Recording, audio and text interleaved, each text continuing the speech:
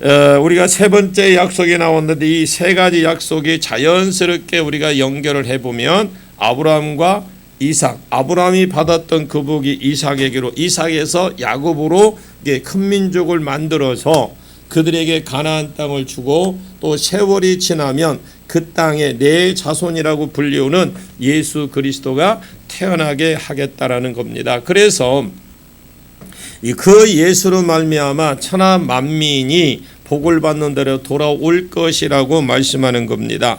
그래서 이 세 가지 공적인 복 세 가지가 창세기 3장 15절의 말씀과 함께 그게 성경의 핵심절이고 열쇠절이고 이후의 모든 구약의 말씀은 이 약속이 어떻게 성취해 나가는지를 보여주는 것이 구약의 통로입니다.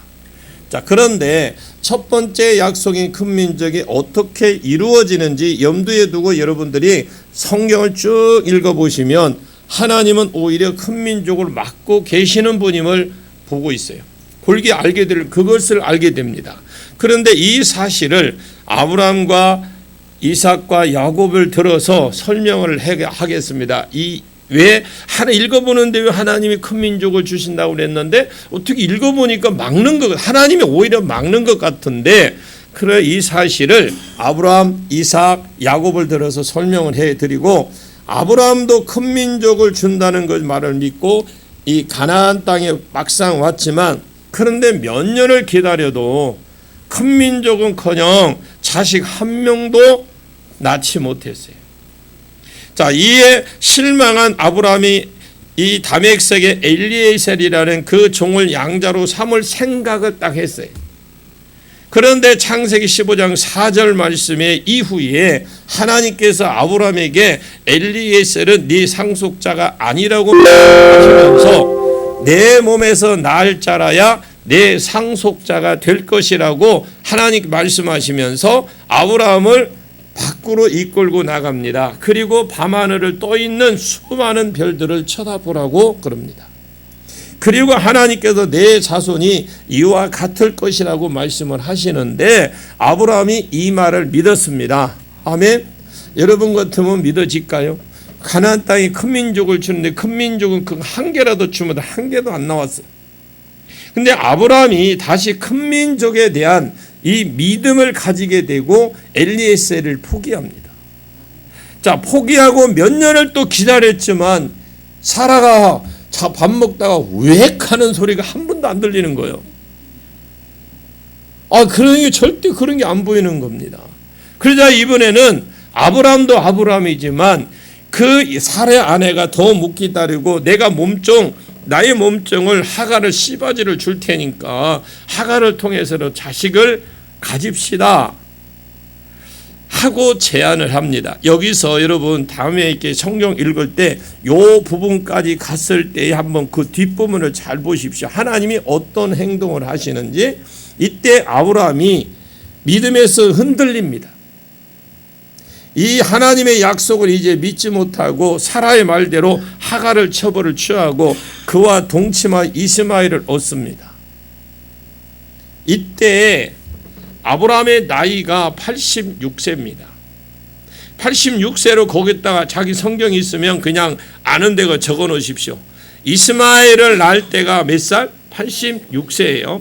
그리고 하나님께서 그 아브라함을 벌로서 13년 동안 아브라함 산 가운데 나타나지 않고 은혜도 거둬버립니다. 아예 은혜를 끊어버렸어요. 그리고 창세기 17장에서 13년 만에 다시 나타납니다. 다시 나타난 하나님을 엘샤다이, 전능하신 하나님이라며 소개를 하시면서 아브라함아, 나는 전능한 하나님이다. 네가 늙었고 할배가 되었고 네 아내가 할매가 돼서 아이를 못 낳는다. 내가 낳는다 할지라도 내가 큰 민족을 이룬다 하면 이루는 것이다라고 아브라함에게 말을 해요. 자, 이 말씀이 앞에 아브라함이 그냥 납작어뜸입니다. 본래 그 이름이 아브라함이거든요. 이건 존귀한 아버지라는 뜻이에요. 열국의 아버지라는 뜻의 아브라함으로 바꾸어 줘버립니다. 자, 왜 이름을 바꾸라고 하셨느냐? 아브라함이 큰 민족에 대한 약속을 안 믿었어요. 하나님의 약속에 이름을 새겨 놓고 늘 자기 입으로 말하거나 듣게끔 하신 겁니다. 자, 여러분, 하나는 뭐냐면 할례 있죠. 요즘으로 치면 포경 수술입니다. 그러면 왜 아브라함에게 할례를 요구하셨느냐? 그 말씀이 창세기 17장 11절 말씀에 할례를 언약의 표시라고 그랬어요. 내 언약이 내 살에 있다라는 거 하셨다는 거예요. 내 언약이 네 살에 있다. 그러면 언약의 내용은 큰 민족 가나안 땅 천하만민이 복을 받는 대로 돌아오는 것, 세 가지 언약의 내용이거든요. 근데 아브라함에게 할례를 하라고 하신 것입니까? 할례의 의미는요, 저는 하나님과 언약을 맺은 백성입니다. 이런 고백을 몸에 표시한 거예요. 아브라함이 하나님의 언약을 너무너무 안 믿으니까 당신의 언약을 몸에 살에, 그것도 생식기에 새겨놓고 소변을 볼 때마다 할례한 생식기를 보고, 아, 나는 언약의 백성이다. 하나님 내게 큰 민족을 주신다고 하셨어. 이렇게 상기하게 만들었다라는 거죠. 그리고 아브라함 이름만 바꾼 게 아닙니다. 그의 아내 이름도 바꾸라고 하셨죠. 그러니까 그 아브라함이 소변을 볼 때마다 보고 싶어서 보는 게 아니야. 어쩔 수 없이 봐. 그러면서 그거 보게끔 살에다 새겨놓은 거야. 안 믿으니까. 자, 그러면 사라의 본래 이름은 사레, 존귀하다, 지배하다라는 뜻이에요. 말하면 왕비라는 뜻, 사라로 바꿨어요. 사레를. 그러면서 내가 그녀에게 복을 주어 너의 아들을 낳게 해줄 뿐만 아니라 여러 민족, 그러니까 여러 민족 왕을 낳게 하겠다. 열국의 어미 같은 자가 되게 해주겠다고 그랬어요. 자, 이 말을 들은 아브라함은 참 반응을 반응은 웃는 것입니다. 왜 웃을까요, 여러분? 어이가 없어서. 참 그 표현 잘했네. 내가 그걸 생각을 못 해가지고. 누가 그러셨어요? 아무튼 고맙습니다. 감사해요. 이럴 때 필요해요. 혼자서 이거 어떤 게 맞을까 하고 아무리 생각해도 안 날 때가 있어요. 어이가 없는 거죠. 그런데 여기에 해주겠다 이 말도 참 웃기죠. 그래 창세기 17장 17절에 보니까 아브라함이 엎드려서 웃었다라고 했는데, 이것은 좋아서 웃는 것이 아니라 말 그대로 아까 어이가 없어서 불신적인 어떤 충만해서 웃는 것이죠. 아, 하나님도 참 웃길 줄 아시는구나. 그런데 더 재미있는 건요, 아브라함만 엎드려 웃는 것이 아니라 그 안에 사라도 이 말을 듣고 같이 웃었습니다. 창세기 18장 12절에 보면은 하나님이 두 천사와 함께 사람의 몸을 입고 아브라함 집에 방문합니다. 여러분, 하나님이 방문할 때 좋은 편으로 방문받기를 원합니다. 방문도 두 가지가 있어요. 여러분들에게 하나님이 여러분 집에, 여러분의 교회에 방문할 때 좋은 곳으로 방문하시기를 축원합니다. 자, 아브라함은 하나님과 천사인지 몰랐지만 다른 사람에게도 복이, 너는 그래, 다른 사람에게도 복이 되라고 말씀을 하셨기 때문에 우리가 어떻게 송아지를 잡아서 최선을 다해서 대접을 했죠. 그 대접을 받으신 후에 하나님께서 아브라함에게 내 아내 사라가 어디 있느냐라고 물으시면서 내년 이맘때에 사라가 아들을 낳을 것이라고 그랬어요. 자, 이러기 전에 아브라함이 그 송아지를 잡았는데, 여러분, 송아지가 큰 소는 좀 질기겠죠. 송아지는 그래도 나름대로 아직 부드럽다고 생각을 해야 돼요. 그러면서 잡아서 외타처럼 탁 이렇게 해서 가서 옆에 서갖고 이것은 안심입니다. 안심하게 드십시오. 안심하고 드십시오. 하고 먹을 때까지 기다렸다는 거예요. 우리 같으면, 나는 그래 생각해요. 우리 같으면 라면 하나 끓여주고 보낼 것 같은데. 여러분 이게 하나님 말씀을 아브라함이 너도 다른 사람에게 복이 되라. 여러분 복이 되는 자가 되십시오. 이전에 말씀을 해서 복이 되라는 것은 하나님이 내게 복을 주셨는데 그걸 내가 혼자서 오다 지고 있지 않고 하나님 나라를 위해서 구제하고 선교하고 하는 것을 이걸 하라는 거예요. 주님이. 그러면 하나님이 더 채워주겠다라는 거죠. 근데 아브라함의 삶을 보면 진짜 그렇습니다. 오다 지는 게 아니라 지나가는 사람도 송아지 잡아 대접한다니까. 내가 여러분 집에 한번 지나가면은 커피 한 잔 줄란가 모르겠는데 저 커피 안 좋아해요. 안 좋아하니까 다른 건 좋아하니까 그렇게 하십시오. 하루 종일 저 혼자 있어도 커피 한 잔 안 먹어. 다른 사람들은 우아하게 커피 카페 가서 샀는데 나는 왜 저분들이 저거 앉았는지 이해가 안 가. 왜? 제가 커피 맛을 몰라요. 먹으면 쓰기만 하고. 근데 제일 좋은 게 있어요. 달달한 믹스라고 할란가 모르겠네. 그걸 한 잔씩 합니다. 자, 봅시다. 송아지를 최선을 다해서 잡아 대접을 했습니다. 대접을 받으신 후에 이분들이 네 안에 어디 있냐? 저 장막 안에 있습니다. 그때 내년 이맘때에 아들을 낳을 것이라. 그때 아브라함 나이가 99세예요. 사라는 89세입니다. 본래 사라는 불임이었기 때문에 이 말을 듣고 장막 뒤에서 속으로 웃었습니다. 그러면서 내가 늙었고 남편도 늙었는데 내가 어떻게 아들을 낳는단 말인가? 그건 속으로 한 거예요. 말로 한 게 아닙니다. 이렇게 생각하면서 속으로 웃었다고 했는데 왜? 안 믿었기 때문에 그렇습니다. 여러분 믿는 은혜가 있기를 원합니다. 아브라함아 사라가 어디 있냐? 사라야 나는 전능한 하나님이다. 하나님은 전능한 하나님이셔요. 여러분이 해결을 못할 것 같아도 하나님은 하십니다. 말로 가르치지 않고 그랄 왕 아비멜렉을 통해서 체험적으로 가르쳐 주시는 하나님이셔요. 이렇게 믿음이 들어간 이후에 드디어 이삭이 태어났습니다. 창세기 21장 1절로 3절 말씀에 이삭의 탄생에는 특징이 말씀대로 태어난 아이가 이삭이라고 그래요. 이삭은 어떻게 태어났느냐? 말씀대로 태어난 이삭이다. 자, 1절에 창세기 21장 1절 보니까 여호와께서 말씀하신 대로 사라를 돌보셨다고 했고요. 여기서도 돌보셨다라는 것은 이 말은 히브리어 방문하신 거예요. 그래서 아까 내가 여러분 가정에 좋은 쪽으로 방문하기를 축원합니다. 창세기 18장 10절 말씀에 여호와께서 말씀하신 대로 사라에게 행하셨다. 할렐루야. 행하셨는데 그런데 임신했어요. 그리고 여호와께서 말씀하신 대로 시기가 되었을 때 정확하게 이삭이 태어났습니다. 제가 어디서 딴 데 가서 책 한 권 사서 보고 와서 읽은 거 지금 여러분에게 해주는 게 아니에요. 지금 성경에 있는 겁니다. 저를 쳐다본다고는 있지만 혹시 딴 생각하지 말라 이 말입니다. 제가 속았어요. 전도사 때는 다 나만 쳐다보면 은혜 받는 줄 알았어. 근데 목사가 딱 되고 나서 내가 그걸 다 비밀을 알았어.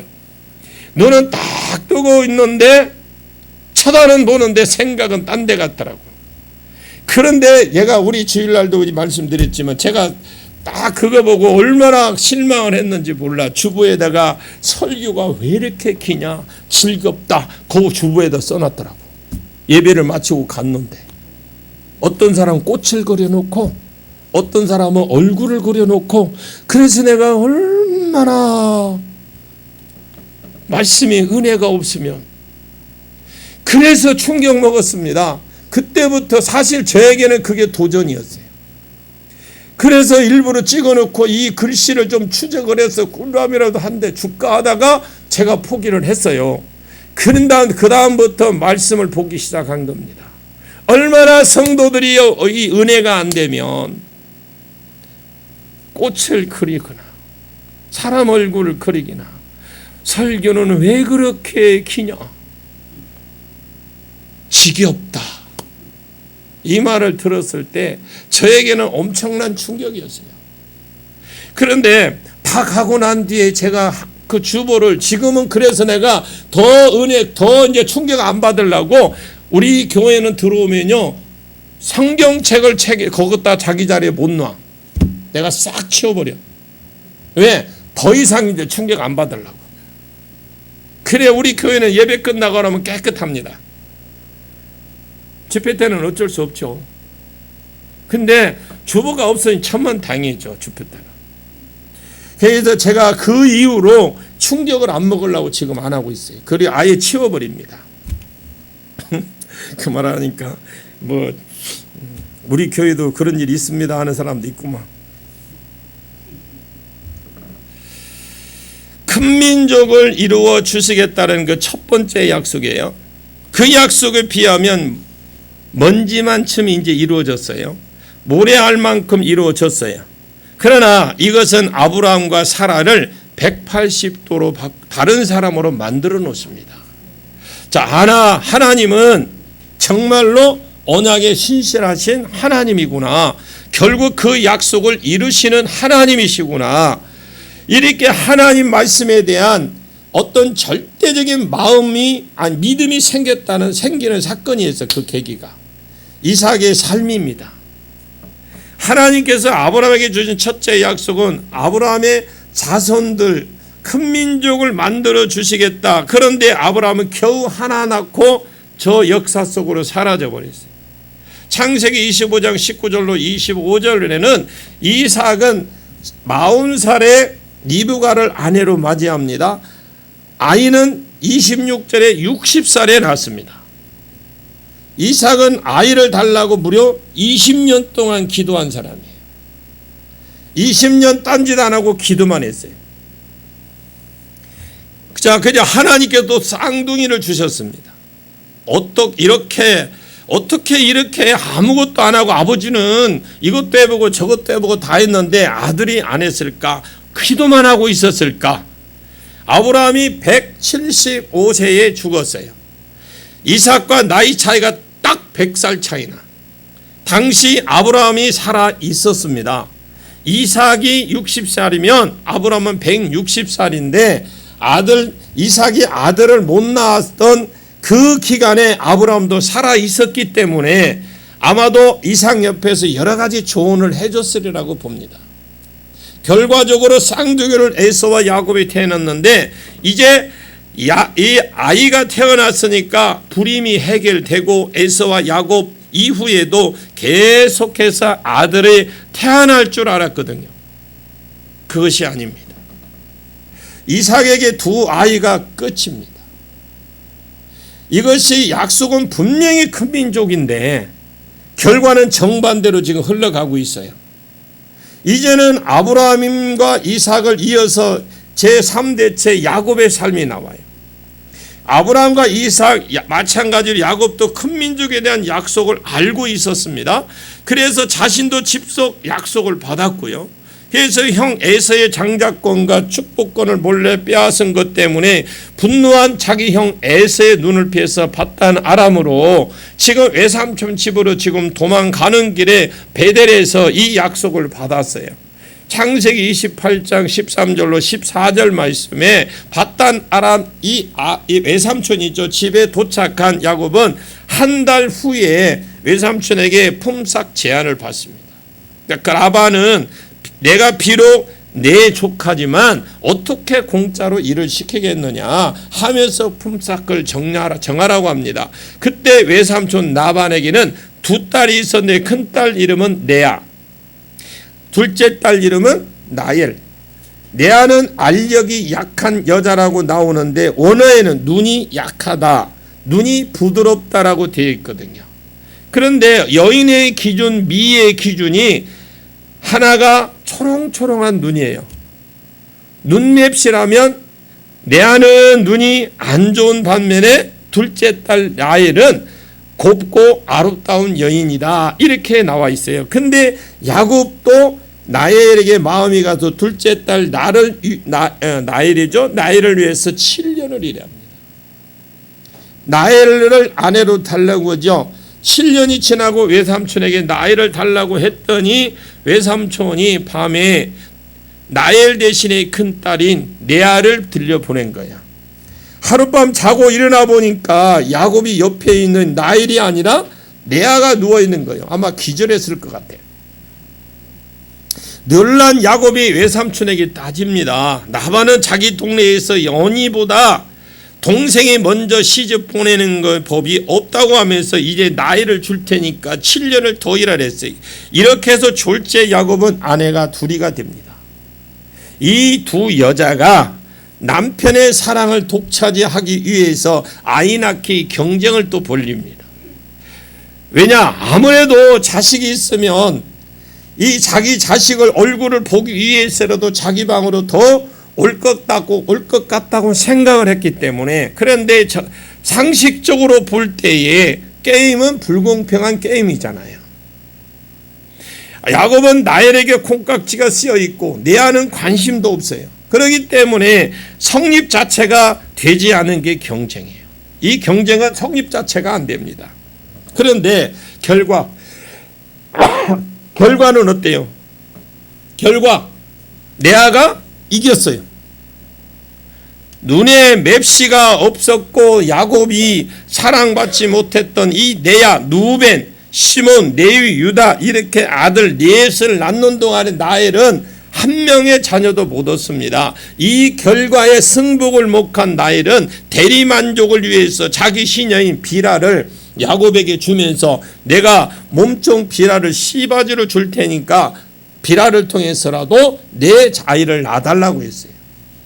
이것을 본 레아도 경쟁심이 발동해서 자기 몸종 실바를 첩으로 야곱에게 주어서 자기도 라헬처럼 자식을 낳으라게 졸지에요. 야곱이 아내가 4명이 되어버렸어요.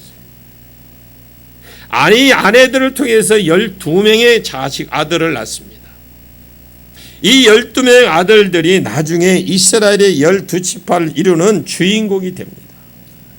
여러분, 우리가 보기에는 야곱이 자녀를 다른 사람보다 더 많이 낳은 것 같지만 하나님은 딱 씨만 준 거예요.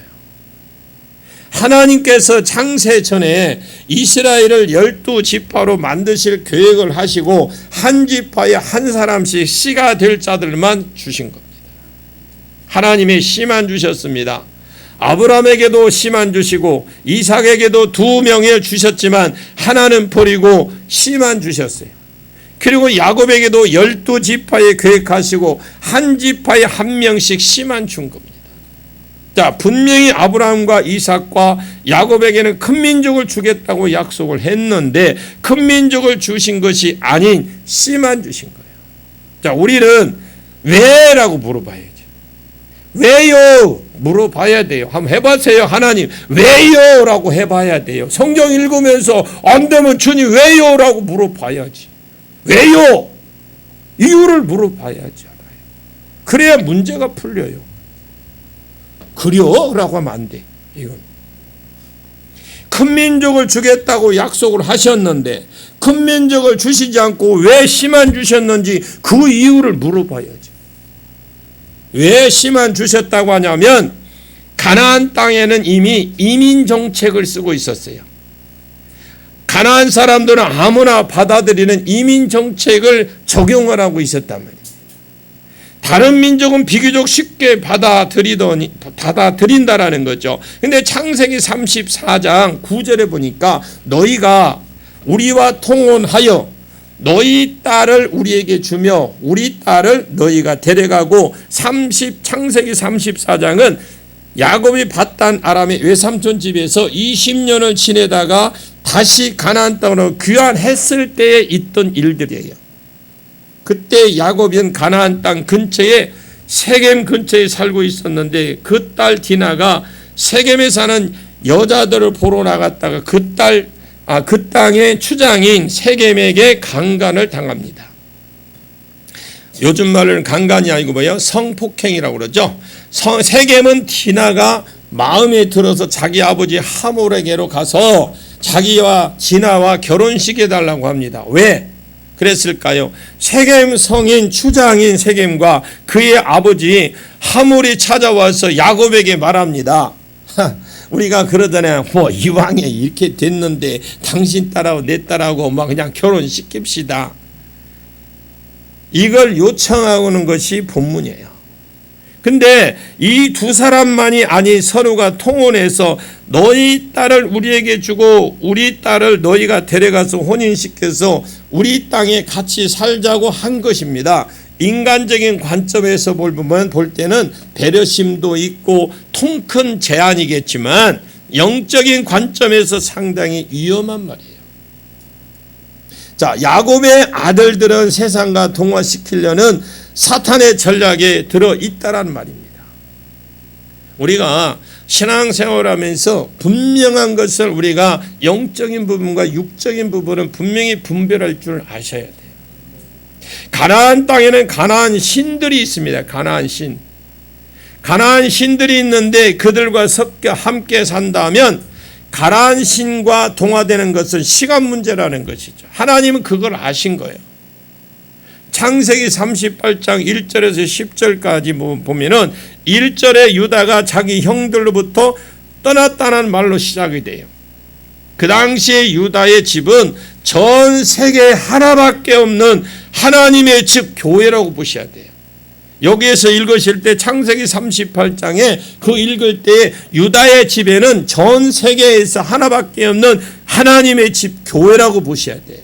자, 그런데 유다가 형제로부터 떠났다 이 말은 한마디로 유다가 타락할 수밖에 없었다는 거죠. 타락할 수 있는 유일한 그 고지가 있어요. 가나안 사람은 아무나 받아들이는 이민 정책을 쓰고 있었고요. 당시의 하나님 백성들 중에서 유다처럼 가나안 땅과 동화되어서 가는 사람도 있더라는 것을 우리가 아셔야 돼요. 이것이 가나안 땅에서 약속한 큰 민족을 거기에서 안 주시고 씨만 주신 이유가 여기 있다라는 거죠. 자, 또 큰 민족을 약속했는데 씨만 주신 이유가 있는데 그것은 그 당시에 그 땅을 주신이 있어요. 가나안 땅의 주신이 뭐냐? 바알신이에요. 바알신은 크게 세 가지 주신이에요. 하나는 호세아서에 보면 우리를 향하신 하나님의 포기하지 않는 사랑을 증거한 선지자입니다. 자, 당시 이스라엘 백성들은 신랑 되신 하나님을 떠나서 바알신과 바람을 피웠어요. 호세아 선지자가 내용이 그겁니다. 이스라엘 백성들이 하나님을 떠나서 바알신과 바람을 피웠어요. 이때 하나님이 호세아 선지자를 일으켜서 그들을 책망하는 내용이 호세아.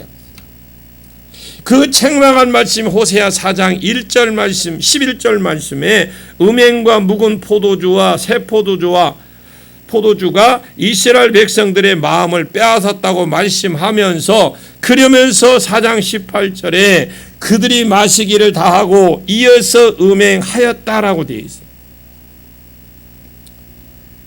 물로 여기고 마신 것은 포도주입니다. 여기 마신 것은 포도주입니다.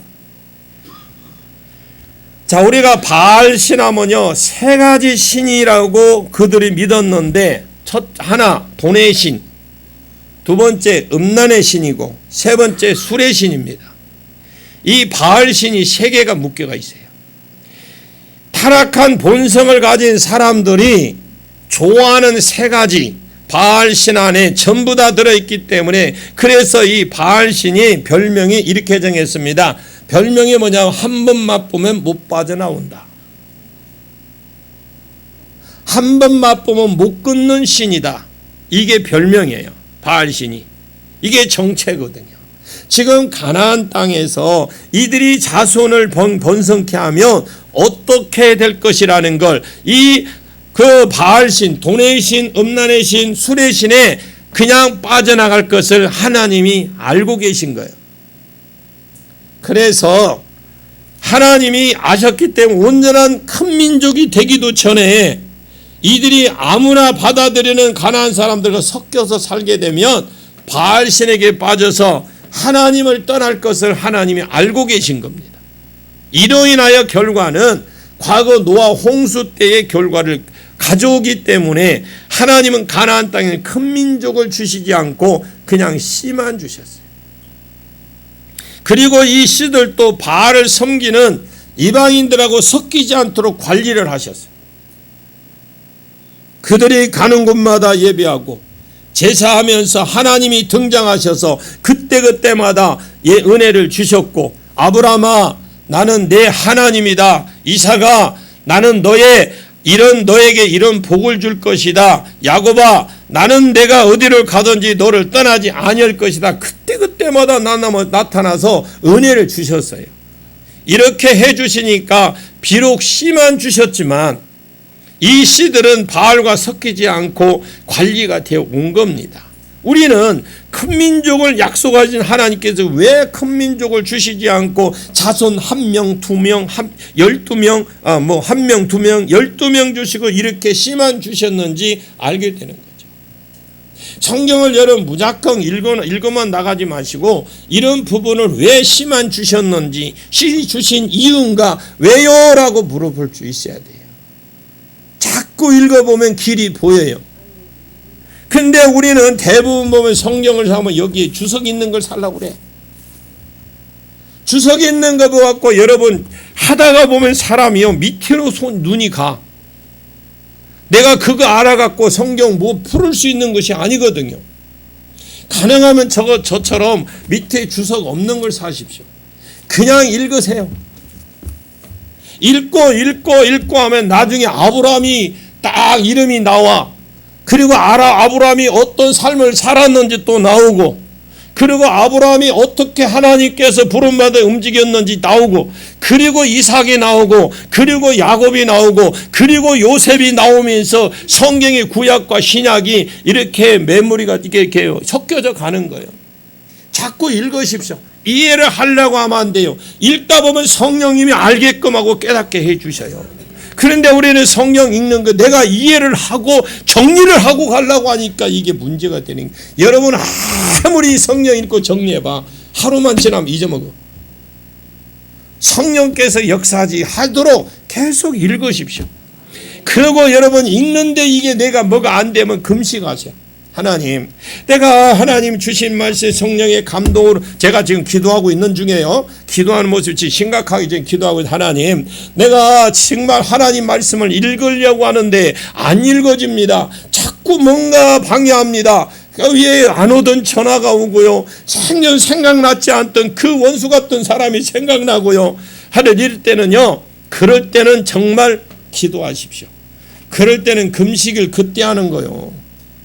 그리고 목사님 설교를 하는데 안 들려. 귀에서는 웽웽 파리가 왔다 갔다 하는데 분명히 말씀을 주셨는데 요 문 나서기라도 다 잊어먹어 무슨 말을 했는지 몰라. 그것은 여러분이 까먹은 게 아니고 잊어먹은 게 아니고 빼앗긴 거예요. 아이 씨 뿌리는 부위에서 배웠잖아요. 여러분 거기에 다 나왔잖아요. 마귀가 와서 도둑처럼 뺏어간다잖아요. 못 듣게 한다잖아요. 앉으면 찬양할 때는 그래도 견뎌. 그런데 성경 읽고 말씀만 딱 들어가면 벌써 이제 고개가 살짝 내려가면서 맷돌 돌리기 시작합니다. 그러다가 예화나 나오면 그때 눈을 지그시 뜹니다. 그러다가 이제 마무리하고 집에 가. 그래서 가보면, 그런데 문제는 뭐냐면 억울해 하지도 않아. 일주일 말씀을 받아먹고 일주일 살아야 되는데 전혀 잊어먹어도 침대에 누워서도 전혀 억울한 생각이 안 들어. 당연한 것처럼. 언제까지 그러려고 그래? 언제까지? 지금 제가 이거 말씀드리는데 뭔 말을 하는데 이 소리 하지 마시고 뭔 말을 하는지 여러분들이 자꾸 읽어보시고 그렇게 여러분들이 그 길로 가십시오. 그러면 거기 하나님이 길을 딱 보여. 고속도로를 내줬는데 고속도로로 가는 게 빨라요? 지방도가 빨라요? 당연하지. 고속도로 가는 게 훨씬 빠르지. 이렇게 아무나 받아들이는 이 가나안 사람들이 이민 정책과 바알 신으로부터 아브라함의 자손들을 보호하시기 위해서였다. 왜 씨만 주었느냐?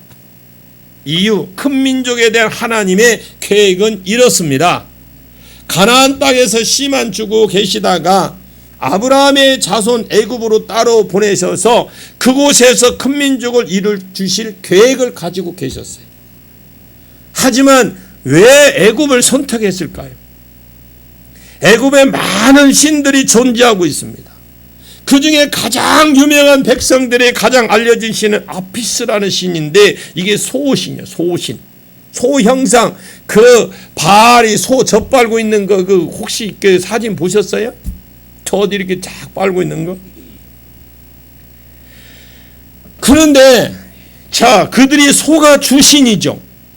그런데 이 아브라함 자손들은 뭐 하는 게 직업이에요? 아니, 주업이 목축업이에요. 소를 키워서 지금 키워먹고 잡아먹고 그래요, 자기 신들을. 그러니까 창세기 46장 33절과 34절을 보시면 아브라함의 자손들은 조상대대로 목축만 했던 민족이거든요. 근데 돼지는 부정한 짐승이라서 양이나 소를 중심으로 목축을 했습니다. 소를 주신으로 여기는 애굽 사람들은 자기 신들을 키우고 잡고 죽이고 팔고 키우고 목축을 가증한 사람으로 여겼단 말이에요. 목축대한 시선에 일하니까 히브리인들도 가증히 여긴 거예요. 이러한 이유로 히브리인과 재수 없다고 밥도 같이 안 먹습니다. 창세기 43장과 그 43장 32절 말씀을 보면 중동 사람들에게는 먹는 것과 교제하는 기본인 게 따로 밥상을 차렸다라는 것은 교제 대상이 아니라는 것입니다. 이스라엘 백성들이 애굽 사람들과 섞이고 싶어도 이스라엘 사람들을 애굽 사람들이 안 받아줍니다. 섞일 수가 없어요. 그래서 순수 혈통 그대로 보존을 위해서 큰 민족을 이루기 위해서 애굽을 사용하시러 하나님이 계획하신 겁니다. 그런데 문제가 있어. 가나안 땅에서 애굽 땅으로 보내야 되는데 어떻게 보내는가라는 이 물음이 있어야 돼요. 하나님이 그런 계획하세요. 하나님 그러면 어떻게 보내려고 하십니까? 이것까지 여러분 가다 보면 이제 정리가 돼요. 일단 크게 두 가지 도구를 사용하셨는데, 첫째는 야곱의 12아들 중에 11번째인 요셉이 있습니다. 그 둘째 도구는 7년 흉년이었고요. 이제 이 부분은 시편 105편 17절에 그가 한 사람을 앞서 보내셨으며 요셉이 종으로 팔렸도다. 아멘 좀 해봐요. 이게 한번 찾아보시던가. 시편 105편 17절에 보시면 그가 한 사람을 앞서 보내셨으며 요셉이 종으로 팔렸도다. 하나님께서 한 사람을 앞서 보내셨다고 그랬어요.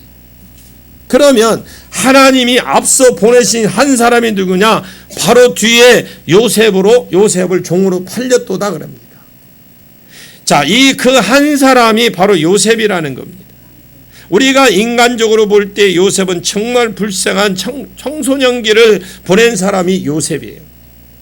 물론 아버지의 특별한 어렸을 때 사랑도 받아봤고 그 결과 아름다운 채색옷을 입었지만 그것 때문에 많은 이벽 형들로부터 시기와 미움도 한 몸에 받았던 사람이에요. 그가 받은 미움과 시기는 그가 꿈을 꾸고 그 꿈 이야기를 형들에게 들려주면서 결정적에 이르게 되는데, 형님들 제가 꿈을 꾸었는데요, 형님들과 함께 밭에서 곡식단을 묶고 있는데 내 단이 벌떡 일어나서 당신들의 단을 다 내 단을 둘러서서 절하더이다. 저 형들이 들었을 때 그러면 그거 참 꿀밤 주기 딱 맞는 말이거든요. 이 꿈 이야기를 들은 형들이 네가 참으로 우리의 왕이 되려고 우리를 다스리려고 하느냐 하면서 요셉을 시기하기 시작합니다. 자, 그런데 요셉이 또 꿈을 꾸고 형님들 제가 또 꿈을 꿔 내 해와 달 별 11별이 나에게 절합디다. 그때 옆에서 듣고 있던 아버지 야곱도 요셉을 꾸짖으면서 네가 꾼 꿈이 무엇이냐? 나와 내 어머니 형제들이 내게 절한단 말이냐? 이렇게 꾸짖었어요. 이 꿈은 하나님께서 요셉에게 준 꿈, 약속입니다. 자, 요셉아, 내가 너를 내 형들보다 높은 자로 세우고 내가 너를 이 아버지 어머니보다 높은 자로 세울 것이다. 이 약속한 말씀이 요셉이 받은 거예요. 그러나 하나님 앞에 받았으면 우리가 그렇습니다. 하나님 말씀 받았다고 그래요. 어떤 분은 꿈을 통해서 보고 어떤 사람 환상을 통해서 어떤 사람 예언을 통해서 받았는데 그런데 이루어지는 거 현실은 보니까 현실은 이 꿈 때문에 흥분한 형들이 요셉을 만나게 되자마자 그를 애굽으로 노예로 팔아버린 거예요. 자, 분명히 하나님께서 그래 하게 했다는데 이게 우리가 예언을 받거나 어떤 하나님의 환상을 보여줬거나 이럴 때에 분명히 보았는데 돼지 꿈 꿨으면 내가 로또 복권 사면 1등 돼야 되잖아. 그런데 더 망해버려. 지금 어떤 현실은 어떻습니까? 우리 현실을 그럴 수 있어요. 졸지의 노예 신분으로 애굽으로 팔려갑니다. 요셉은 형들에게 미움받아 종으로 팔려간 것 같지만 성경은 나중에 이스라엘 백성들을 애굽으로 보내시기 위해서 하나님께서 한 사람 요셉을 먼저 보내신 것이라고 성경은 말해요. 애굽의 노예 시장에서 그 왕의 친위 대장인 보디발이 요셉을 종으로 삽니다. 여기서도 하나님의 강력한 섭리가 있었는데 나중에 바로왕과 요셉을 연결시키려고 바로왕 친위 대장인 보디발의 집에 들어가게끔 하나님이 역사하신 거예요. 여러분, 내가 하나님 앞에 어떤 말씀을 받았던 어떤 일이 있을 때 이 말씀하고 정반대로 가네 이런다고 포기하지 마십시오.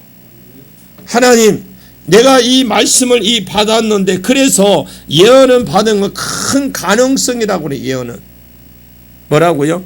예언은 큰 가능성이에요. 그러면 예언이 좋은 것 같으면 이루어지더라고 기도해야 되고요. 안 좋은 것은 그게 이루어지지 않기 위해서 기도하는 거잖아요. 그런데 나는 그거 필요 없어 이런 그걸 끝이에요. 그거 끝이라니까. 내가 그걸 이루어지기를 위해서 좋은 거는 받았으면 그렇게 이루어지기를 위해서 기도하고 이루어질 때까지 기도해야 되죠. 제가 10년 전에 기쁨의 교회에서 저 예언 받은 거 지금도 안 이루어져도 기도하고 있어. 여러분들은 이해가 안 갈 거예요. 10년 됐는데 잊어먹을 거 아직도 기도하고 있어요. 주님 그 말씀 이루어질 줄로 믿습니다. 저는 지금도 믿고 있어요. 근데 우리는 그걸 많이 받아야 되는 걸로 생각을 하는데 여러분 말씀 계속 읽잖아요. 읽다 보면 하나님이 이 예언은 이게 성경이에요. 예언은 성경이에요. 이 말씀 안에서 답이 다 나와. 성경을 읽다가 부분만 읽어주고 부분만 뽑아서 설교를 하니까 그것이 내게는 어떤 영적으로 회복되어야 되는데 그게 안 되는 경우들이 더 많아요. 결과로 하나님이 요셉으로 인해 그 주인 보디발의 집에 복을 주셨습니다. 할렐루야. 그래서 하나님이 선택한 사람은 가는 곳마다 복이 됩니다. 그것을 주인이 알게 또 하시 하나님이. 근데 요셉이 신뢰를 받기 시작하고 몇 년이 되지 않아 승진을 합니다. 가정의 총무. 하지만 이제 잘 나간다 싶었는데 어느 날 보디발의 아내가 요셉이 너무 멋지게 생겼던 것 같아요. 그래서 유혹하고 나중에 대놓고 유혹을 하고 또 피했지만 유혹을 해서 이때 요셉이 자기 겉옷을 벗어 던지고 그 자리에 도망치듯 빠져나왔어. 이로 인해 요셉의 아내가 이 보디발의 아내가 열받아 가지고 그 자리에서 비명을 질러 괜히 꽥꽥 질러. 이 일로 인해서 요셉이요 그 성폭행 미수로 감옥에 갑니다. 자, 그러면 하나님이 지금 어떻게 하나님이 그에게 왕이 된다고 했잖아요. 왕이 될 것을 꿈을 줬는데 이 방향은 어떻게 이제 감옥까지 들어가요. 이게 우리 신앙생활할 때 하나님이 주신 것은 이루어질 것을 믿고 꾸준히 나가십시오. 근데 대부분의 안 되면 반대로 가면 이게 아닌갑다 야 해봐요. 아닌갑다 야 그래. 그러고 포기해버려. 저도 몇 번 포기하려고 그랬어. 근데 가만 생각 억울하더라고. 한 5년 기도했는데 또 내가 포기하면 또 5년 동안 헛거잖아. 그래도 한 6년 했는데도 안 와. 그 또 6년 한 게 억울해서 10년까지 왔어요. 근데 지금 조금 비슷한 게 지금 보이기 시작해요. 10년 채워 10년이라서 그런 게 아니라 지금 제 감동이 그게 오는 거예요. 다른 데서 역사를 하더라고요. 여러분, 우리가 금방 하나님은 말씀 한 번 하신 거요 포기하지 않습니다. 똑같은 말씀 또 주셔. 자, 근데 창세기 39장 2절 말씀을 보니까 이에 설명을 해줍니다. 요셉의 주인이 그를 잡아 옥에 가두니 그 옥은 왕의 죄수를 가두는 곳이더라. 창세기 40장 3절에 그들이 친위대장 집안에 있는 옥에 가두니 곧 요셉이 갇힌 곳이라. 원래는요 이곳에 왕의 죄수들만 가두는 곳이지 가두는 곳인데 창세기 40장 3절에 보디발이 소문을 방지하기 위해서 자기 집에 일어난 일이잖아. 자기 마누라하고 일어난 일이니까 요셉을 다른 데 보내면 너 왜 여기 왔냐? 이 보디발의 집에서 그 옆에 내가 말이야 나를 유혹해서 도망한 너 난 누명 쓰고 여기 왔다 이러면 이제 소문나면 안 좋잖아. 그러니까 어쩔 수 없이 그러니까 왕의 죄수는 아니에요. 직권으로 자기 집에 오게 요셉을 쳐넣은 거예요. 근데 이때도 요셉이 잘한 것이 있어요.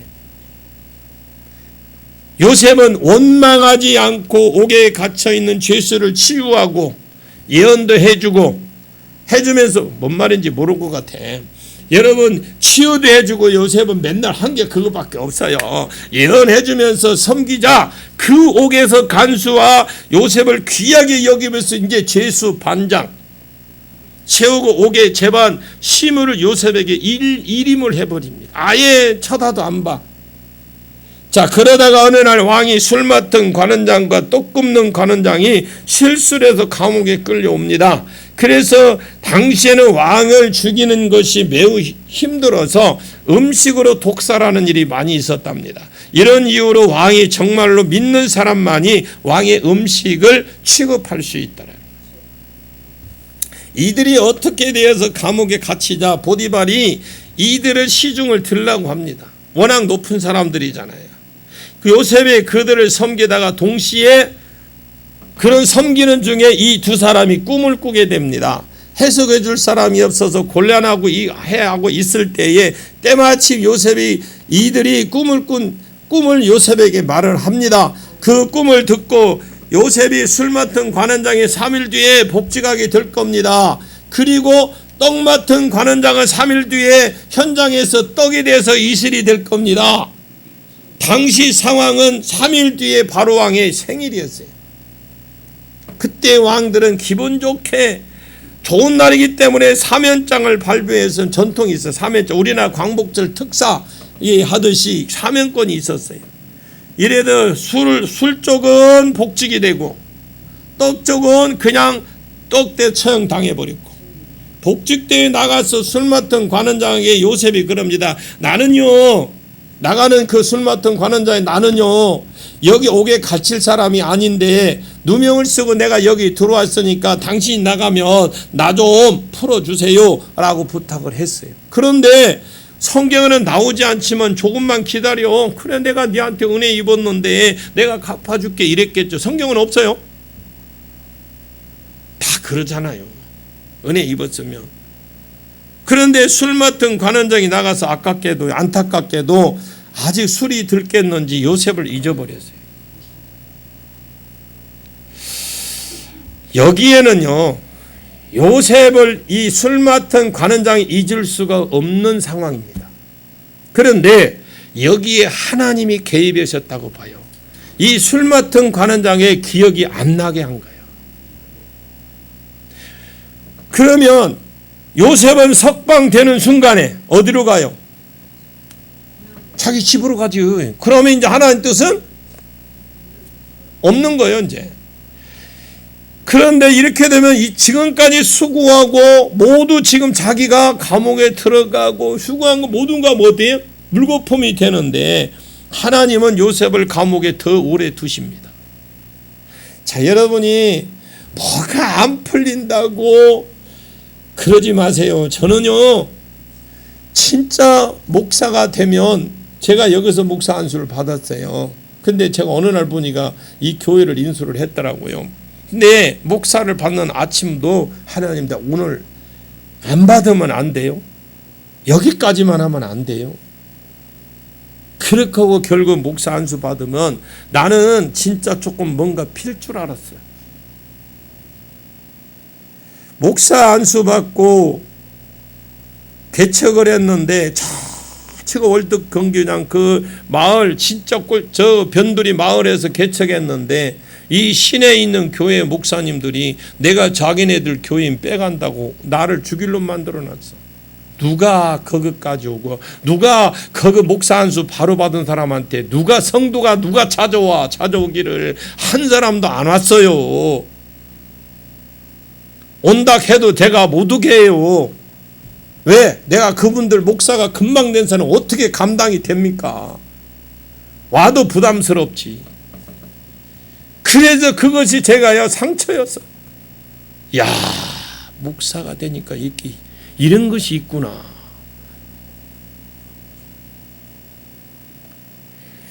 참 많이 울었네요. 그런데 지금요 많이 2년이 지난 어느 날 왕이 꿈을 꾸게 됩니다. 여러분 2년 감옥의 2년이 짧은 세월이 아니잖아요. 근데 꿈에 왕이 꿈을 꿨는데 살이 통통하게 오른 소 7마리가 나일강에서 풀을 뜯어먹고 있는데 조금 옆에 보니까 뼈가 가죽에 딱 들어붙더니 남은 소들이 통통한 소를 잡아먹는 꿈을 꿉니다. 알다시피 소는 무슨 동물이에요? 채식동물이요. 육식동물이 아닌데 어떻게 소가 소를 잡아먹거든. 근데 또 먹어. 여기서 끝난 것이 아닙니다. 바로가 또 꿈을 꾸는데 이번에는 한 줄기 통통한 이삭이 올라왔는데 조금 있으면 쭉정이 같은 7개 올라와서 이것들을 싹 이삭을 삼켜버리는 거예요. 당시의 꿈이 생생한 꿈은 신의 계시로 해석을 했어요. 실제로 그러한 예가 많습니다. 바로왕은 이 꿈을 꾸고 용하다는 술객 전부 다 불러서 집합에 소집을 해서 해석하고 명령했지만 술객들도 도저히 해석이 불가능. 그때 마침 요셉이 생각난 거예요. 누가? 그때서 술 맡은 관원이 술이 깼다고 마셔야 돼. 그래 이 관원장이 드디어 정신을 차리고 이 왕에게 이 간언을 하죠. 왕이시여, 과거에 제가 꿨던 꿈을 해석해줬던 용한 히브리 청년이 있는데 요셉을 소개해 준 거예요. 자, 이 말을 듣고 왕이 바로 앞에 요셉이 찾아가서 꿈의 해석을 물었습니다. 여러분, 근데 여기에 과정에 보면 그 이스라엘 사람들은 히브리 사람들은 턱에 수염을 길러. 근데 애굽 사람들이 턱 있는 거, 술 있는 거 봤어요? 영화 보면 애굽 사람들 여기가 어떻게 저처럼 수염이 있어요, 없어요? 없어. 그러니까 요셉이 수염을 싹 깎고 왕 앞에 가는 준비를 하고 갑니다. 그리고 이에 요셉이 왕의 꿈을 듣고 현장에서 왕이시여, 7 뚱뚱한 소가 7년 대풍년이고요 7 삐쩍 마른 소들도 7년 대흉년을 뜻합니다. 앞으로 이 땅 7년간의 풍년이 있을 거고 7년간 흉년이 있을 것인데 흉년 때는 너무 심해서 풍년의 풍성함을 다 잊어버릴 겁니다. 그러니까 풍년 때에 일어났던 그 일들을 이 흉년 때는 그렇게 곡식들이 풍랑했던 그걸 잊어먹을 정도로 이 흉년이 심하다 이 말입니다. 그렇게 바로의 꿈을 해석해 쓰고 왕이요. 그러면서 또 그냥 왔으면 이 오지랖이 넓어가지고 그냥 왔으면 괜찮은데 왕이시여 7년 동안요 똑똑한 사람 책임자로 세워서 대비를 하고 7년간은 세금을 인상해서 20%를 더 내라고 하십시오. 그리고 이렇게 거둔 양식을 새로 세운 창고에 차곡차곡 비축을 하십시오. 요셉이 이 말을 들은 왕이 속이 시원함을 느낍니다. 여러분, 하나님을 시원하게 해드리십시오.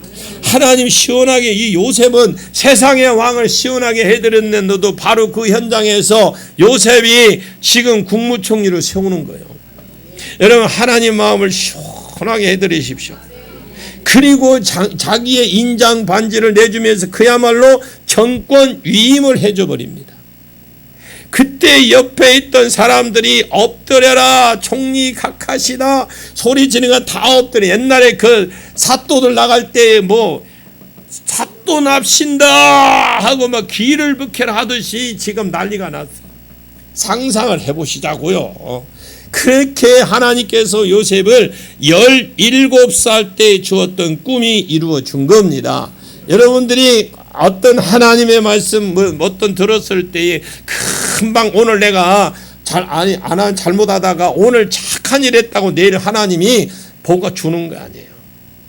내가 지금 잘못 살다가 오늘 잘 내가 충성했다고 내일 복 주는 거 아니에요.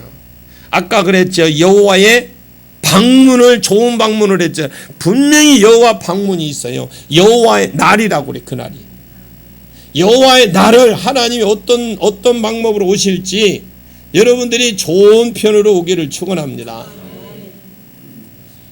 지금 이스라엘 백성들 애굽을 옮기기 위해서 하나님께서 두 가지를 사용하신 도구 바로 7년간 대흉년이야. 바로왕의 꿈을 꾸고 요셉이 해석한 대로 진짜 7년 동안 대풍년이 있었어요. 그 기간에 요셉은 창고를 많이 지어서 흉년을 대비할 수 있도록 만반의 준비를 다 했고 이제 풍년이 끝나고 흉년이 딱 닥쳤는데 이 흉년이 애굽만 흉년이 있는 것이 아니라 그 주변국 모두가 흉년이 있었어요. 그러나 애굽은 이미 철저한 대비가 한 뒤여서 애굽 사람들과 타국인들도 애굽의 양식을 사러 오게 됩니다. 요셉은 언젠가 형들이 양식을 사고자 올 것이라는 걸 알고 있었어요. 그 양식을 팔았지만 한꺼번에 파는 것이 아니라 계획적으로 팝니다. 업무를 요셉이 직접 담당을 합니다. 이렇게 해야 형들이 양식을 사러 왔을 때 형들을 볼 수 있기 때문에 그런 양식을 사러 형제들이 오자 중간에 몇 번 사고가 있었지만 요셉은 자신의 신분을 밝히고 아버지와 형들을 애굽으로 모두 불러들입니다. 그러나 이렇게 해서 아브라함의 자손들이 첫째 약속인 큰 민족을 이루기 위해서 전부 애굽으로 이제 이주를 합니다. 애굽으로 내려간 이 히브리 자손들이 바로 왕 앞에서 나가서 인사를 하게 되는데 바로 왕은 이들에게 고센 땅을 살게 해줍니다. 고센 땅은요 애굽의 입장에서는 그리 좋은 땅이 아닙니다. 히브리인들에게는 고센 땅을 준 거예요. 이로 인해서 애굽 사람들과 섞이지도 않고 가나안 땅과도 가까워서 나중에 다시 약속으로 돌아가기에 좋은 위치 땅이 고센 땅이에요. 출애굽기 1장 17절에 이스라엘 자손은 생육하고 불어나 번성하고 매우 강하여 온 땅에 가득하게 되었더라. 할렐루야. 번성했어요. 근데 이상하게 아이를 너무 잘 낳아. 애굽의 온 이스라엘 백성에게 첫 번째 약속이 어떻게 이루어졌는지 사후 보고라는 거죠. 이게 말이. 이 말은 엄청난 여러분 중요한 말씀이에요. 이스라엘 자손이 생육하거나 불어나 번성하고 매우 강하여 온 땅에 가득하게 되었더라. 5번이나 강조하신 말씀 같은 것은 이스라엘 백성들이 큰 민족이 되었다라는 것을 하나님이 아브라함에게 약속하신 3개 중 약속 첫 번째 약속 이루어졌다라는 거 온덩이 선포한 그거랑 마찬가지예요. 첫 번째 약속 이루어졌어요. 자, 애굽 땅이 너무 훌륭해서 좋아서 이들이 하나님 아브라함에게 주신 두 번째 약속은 바로 어디에 아까 첫째는 큰 민족, 두 번째는 가나안 땅이잖아요. 그런데 문제가 생긴 거예요. 애굽 땅이 너무 훌륭하고 좋은 겁니다. 이스라엘 백성이 나갈 생각 자체를 안 하는 거예요. 둘째는 왕이 이스라엘 백성을 보내주고 싶은 마음 이만큼 병아리 눈물만큼도 없어. 이스라엘 백성은 애굽에 온 이유가 뭡니까? 여러분 애굽에 온 이유가 이스라엘 백성이 온 이유가 뭐예요? 큰 민족을 이루었잖아요. 그러면 가야죠. 이들이 애굽에 온 것은요, 애굽 땅의 약속의 땅이라서 온 것이 아니라 잠시 머물기 위해서 온 땅인데 큰 민족이 되었음에도 불구하고 아예 나갈 생각조차도 하지 않습니다. 그럼 두 번째 약속이 성취가 돼야 되는데 지금 이스라엘 사람들은 가나안 땅을 쳐다보지도 않아. 왜? 애굽 땅은 첫째 강대국이죠. 외부로부터 침입도 안 받죠. 또 걱정도 없어. 그 환경 조건이 너무 좋아. 가나안 땅은 조건이요, 가나안 땅 조건과 이게 완전 대비가 되는 땅이요. 하늘과 땅 차이나 가나안 땅하고. 그래서 우리가 직분을 받을 때에 그럽니다. 아골골짝 빈들에도 우리가 두 손 들고 가겠습니다는데 딱 받고 난 뭐라 그래요? 아골골짝 빈들만 빼고요. 그래. 누가 아멘 했어? 그잖아. 지금 가나안 이 사람들이 애굽에서 나가야 되잖아. 이스라엘 백성들이요. 왜? 가나안 땅 두 번째 약속이잖아요. 그런데 무엇보다도 여기에서 400년 이상 살다 보니까 여기에 사는 것이 그렇게 어색하지도 않은 거예요. 안락한 생활을 포기하고 싶지 않습니다. 이겁니다.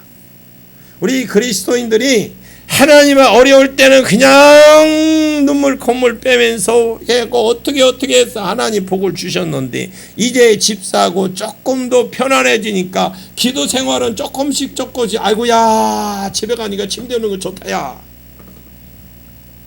너무너무 편하다야, 그러면서 오징어 좀 몇 마리 사다 놓고 이걸로 리모컨 이 문자가 다 지워질 정도로 그러고 있어요.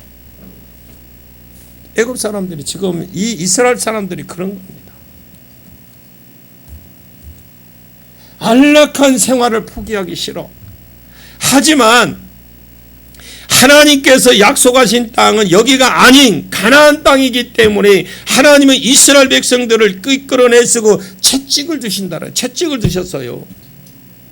출애굽기 1장 8절 말씀에 보시면 요셉을 알지 못하는 새 왕이 일어나 애굽을 다스리더라. 여러분 이 말이 무슨 뜻일까요? 요셉을 알지 못하는 새 왕? 여러분 지나가는 개도요, 요셉 하면 요셉 그럽니다. 요셉은 그만큼 잘 모르는 사람이 없어. 왜? 자기 나라를 살렸잖아요. 그런데 새 왕이라는 요셉을 알지 못하는 새 왕이 일어났다. 오늘날 애굽이 강대국이 된 것은 지금 요셉의 공에 절대적으로 뺄 수 없는데 요셉을 알지 못하는 왕이 말이 안 되는 겁니다, 여러분. 그런데 이 말은 왕조 교체가 일어났다라는 거죠. 왕조.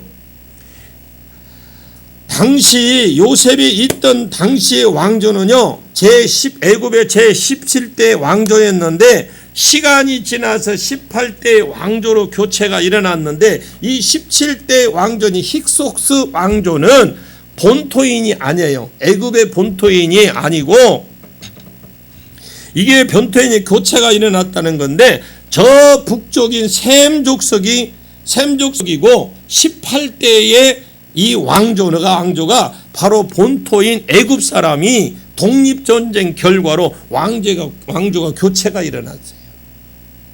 자, 그러니까 17대 왕조를 튼튼하게 했던 애굽 요셉이 18대의 왕조가 요셉이 눈에 들어와요, 안 들어와? 눈에 가시가 되는 거지. 그래서 요셉을 알지 못하는 새 왕이 일어났다는 표현을 그렇게 쓴 겁니다. 자, 여기서 안다라는 게 히브리어로 야다입니다. 그냥 이름 정도로 슥 지나가면서 아이고 내가 사랑하는 우리 형님이 한번 오셨어요. 형님 목사님이 오늘 저하고 이름이 거의 비슷해. 형님은 그냥 슥 지나가면서 아이고 우리 형님 오셨네 이 정도가 아니에요. 저는 우리 형님 목사님은 그림자리만 봐도 알아. 슥 지나가도 알아. 왜? 이미 저는 익숙해져 있기 때문에. 그것처럼 그냥 설끝 쳐다볼 정도가 야다가 아니라 이것을 어떤 사람이 체험적으로 아는 것, 어떤 사람에 대해서 깊이 잘 아는 것을 말해 야다라고 그래요. 애굽의 17대 왕조는 요셉의 덕을 톡톡히 보았지만 그렇기 때문에 요셉에 대해서는 예우를 다 했어요. 근데 18대 왕조는 그럴 마음이 전혀 없는 거예요. 출애굽기 1장 8절에서 10절에 18대 왕조의 근심거리가 있어요. 근심거리가 몇 가지가 나와. 이스라엘 인구가 불어나는 것과 과거에 지배했던 셈 족속이 다시 터들어오지 않을까라는 걱정이 있었어요. 그때 이스라엘 백성들이 셈 족속하고 딱 붙어서 자신들을 확도 이렇게 하지 않을까 하는 걱정이 있었고, 그래서 이스라엘 인구 억제 정책을 씁니다. 전쟁에 나갈 수 있는 남자들을 인구를 막고자 세 가지 인구 정책을 쓰시는데, 첫째는 몇 가지만 하고 안 할게요. 바로 노예로 강등시킵니다. 바로 노예로 강등을 시켜. 둘째, 히브리 산파들을 시켜서 남자 아이를 낳으면 죽여라. 그리고 여기에 보면 세 번째, 남자 아이가 나면 날강에 이제 던져라는 거죠. 출애굽기 1장 11절에 14절에 첫째 인구 정책이 바로 노예로 전략을 시키는 거고, 노예로 전략시켜서 바로를 위해서 국구성을 건축하고 또 건축을 위해서 흙을 반죽하고 벽돌을 굽고 농사를 여러 가지 일들을 그냥 몸이 그냥 녹초가 되도록 시켰어. 밭갈이도 밭도 갈고 씨도 심고 막 이것들을 잘 자라게 거름과 약도 주고 추수하고 타작도 하고 창고를 저장해서 이래 어느 거나 만만한 거 쉬운 것이 하나도 없었어요. 왜? 이들은 원래 농사꾼이 아니거든요. 그렇다면 이렇게 막노동을 시키는 것과 인구 억제 정책에 무슨 상관이 있느냐? 이 백성들은 노예로 전략시켜서 노동을 많이 시키면 체력이 고갈돼서 이러면 아내와 잠자리가 줄어들 것이고 결과적으로 인구가 감소할 것이는, 근데 그것도 실패했어요. 그런데 이것들은 가면은 아기가 쑥쑥 나는데 어떻게? 그러면 그럴수록 더 번성하네. 또 이런 노예 신분을 대물림하지 않기 위해서 자식을 낳지 않을 거라는 계산도 있었어요. 그런데 뚜껑을 딱 열고 보니까 정반대의 결과가 나온 거예요. 12절에서 그러나 그럽니다. 학대를 받으면 받을수록 더 번성하여 퍼져가니라. 이것이 무슨 생각인지, 이것들이 무슨 생각이냐. 학대를 받으면 받을수록 더 번성하고 아무리 힘든 막노동을 시켜도 인구는 오히려 더 늘어나는 거예요. 그래서 첫 번째 계획 실패. 히브리 산파 시켜서 아들 태어나면 죽여라. 그리고 출애굽기 1장 15절 16절에 보니 시프라와 부하는 모든 히브리 산파의 대표라고 보면 되고요. 이들을 애굽 왕 바로가 직접 불러서 명령을 했거든요. 근데 너희들이 히브리 산파냐? 네. 그러면 이제부터 너희는 히브리 여인들 자식을 낳을 때 사내 아이면 죽이고 계집아이는 살려라. 네. 출애굽기 1장 17절에서 20절에 보니까 그러나 그럽니다. 두 번째 인구 정책에도 실패를 합니다. 왜요? 산파들이 하나님을 두려웠기 때문에. 하나님께서 우리 조상 아브라함에게 주신 첫째 큰 민족 지금 성취가 되고 있는데 내가 만약에 거기에 반다면 하나님이 과연 나를 그만둘까? 하나님이 두려워서. 여러분, 하나님을 두려워하는 자가 되십시오. 이와 같이 산파들은 왕의 명령보다 하나님 말씀을 두려워했기 때문에 바로왕의 명령을 어기고 남자 아이를 살려주셔서 바로왕이 산파들의 명령에도 행동하지 않았다라는 말을 듣고 시프라와 이 부하를 다시 불러서 추궁합니다. 네가 사내 아이를 죽이라고 해 내가 했는데 어째 내 명령을 거역했느냐. 그랬더니 산파들의 대답이 걸작, 여기까지면 걸작인 거 하나만 가르쳐주고 내일 할게요. 왕이여, 히브리 여자들은요 애굽 여자들과 달라요. 엉덩이가 크고 막노동으로 단련된 몸이라서 힘이 얼마나 센지 우리가 도탁하게 힘 한 번만 주면 쑥 나와버립디다. 가보니까 애 젖먹이고 있습니다.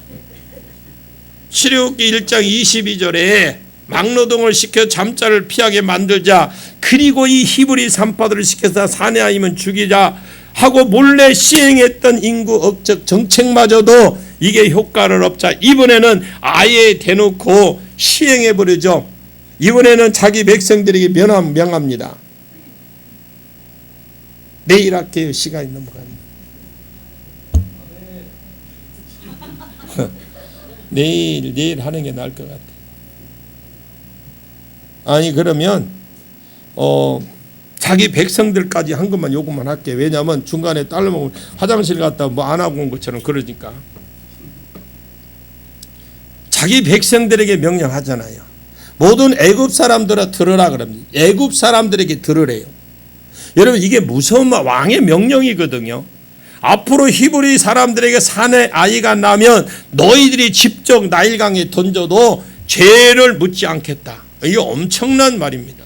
아예 얼굴에 철판을 깐 인구 정책을 써버리는데, 근데 왜 이런 모든 일이 생겼느냐? 첫 번째 약속이 이루어졌느냐? 이스라엘 백성들 애굽에 나갈 생각을 하지 않는 것에 대한 하나님의 채찍이에요. 믿어집니까?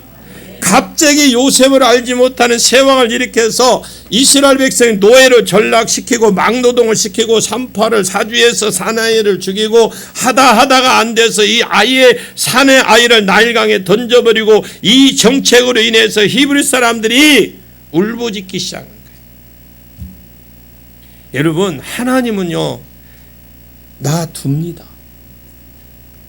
이로 인해서 완전히 애굽 나라가 초상집 분위기가 됐어요. 지금 울부짖고 있어요. 지금 출애굽기 1장 23절에 25절에 보면 이러한 상황 속에서 이스라엘 백성은 그야말로 울부짖고 이제 기도를 합니다. 그들이 지금 가야 되는데 안 가고 있잖아요. 그런데 하나님, 우리를 이곳에서 건져내 주시옵소서. 이제 하나님께서 가라고 하시면 어디든지 가겠습니다. 우리를 애굽에서 좀 꺼내 주옵소서. 더 이상 우리가 견디기 힘듭니다. 주님 우리를 꺼내 주시옵소서. 하나님께서 이 기도를 들으시고 아브라함과 이삭과 야곱에게 세운 그 언약을 기억을 하셨더라고 합니다. 여러분 우리가 어떤 상황에도 하나님 앞에 기도하면 하나님이 들으셔요. 나머지 부분은 내일 오후 시간에 계속 이어나가도록 하겠습니다. 기도하겠습니다. 참으로 고마우신 아버지 하나님 감사합니다. 아버지, 우리가 이 알기 쉬운 구속사를 통해서 하나님의 은혜를, 하나님의 계획을 알게 해주시고 깨닫게 해주시고 믿게 해주시고 더 큰 은혜가 나타나게 해 주시옵소서. 예수님의 이름으로 간절히 기도하옵나이다. 아멘. 할렐루야.